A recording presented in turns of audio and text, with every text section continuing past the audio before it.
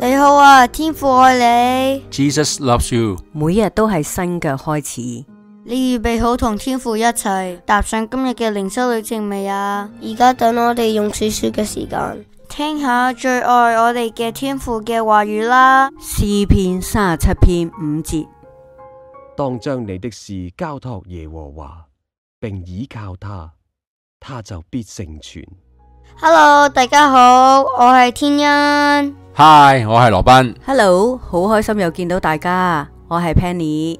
天恩，你記唔記得理髮店嘅故事啊？理髮店嘅故事我記得，佢講緊有一日，兔爸爸帶住 BB 小白兔去咗一間髮型屋，髮型師問 BB 小白兔想剪咩嘅髮型。BB 小白兔就嘟住個嘴，好天真又好堅定咁回答：我要整一個睇起上嚟好型嘅髮型。個髮型師聽完 BB 小白兔講嘅嘢，就喺度笑咗一笑，之後就開始幫 BB 小白兔剪頭髮啦。但係之後就聽到髮型師喺度講：BB 小白兔，你個頭唔好喐嚟喐去啦，咁樣叔叔會好難剪得好噶。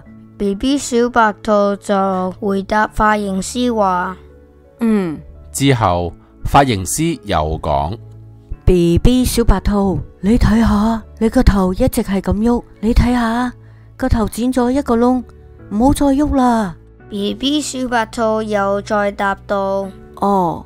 點知個髮型師又再講：BB 小白兔，你又再喐嚟又喐去，又剪多咗一個窿啦，咁樣我好難做噶。就咁樣，為咗救翻 BB 小白兔一個又一個剪嘅窿，髮型師唯有將 BB 小白兔頭髮一再剪短，就咁一次又一次，結果就聽到 BB 小白兔喺度喊：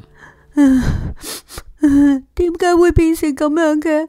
咁短，一啲都唔型，又唔靚仔。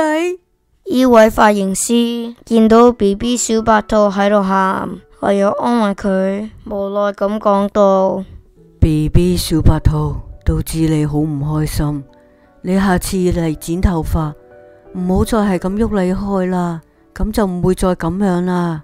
下次你唔喐，叔叔就幫你剪一個又型又靚仔嘅髮型，好唔好？天恩，有冇發現啊？我哋好多時候對上帝嘅態度都好似 BB 小白兔咁，我哋會好天真同埋好堅定咁同上帝講：上帝，上帝，我要一個又型又精彩嘅人生。但係當上帝開始修剪我哋嘅人生嘅時候，開始為我哋嘅人生喐手設計一個又型又靚嘅造型嘅時候，我哋就會成日因為缺乏信心同埋交託，成日咁亂喐，以致我哋人生髮型被剪得滿目瘡痍。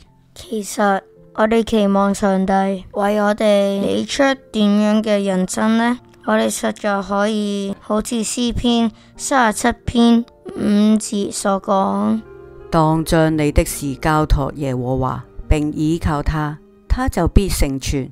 就正如經文所講，我哋實在不必害怕，唔使逃避，只要全然相信咁坐喺張理髮椅上邊，咁我哋嘅嗰位全能嘅造物主必然會為我哋剪出最精彩、最亮麗嘅人生。而家就等我哋一齊嚟學習啦。天父，我哋總係期望你為我哋打造精彩嘅人生，但係當我哋行喺人生路上嘅時候，我哋總係缺少信心，總係有好多嘅憂慮。求你幫助我哋，更加俾我哋信心去全然嘅依靠你，以致我哋可以因着你有又靚又型嘅人生。我哋嘅禱告奉主耶穌基督得勝之名祈求，阿門。詩歌信心的翅膀。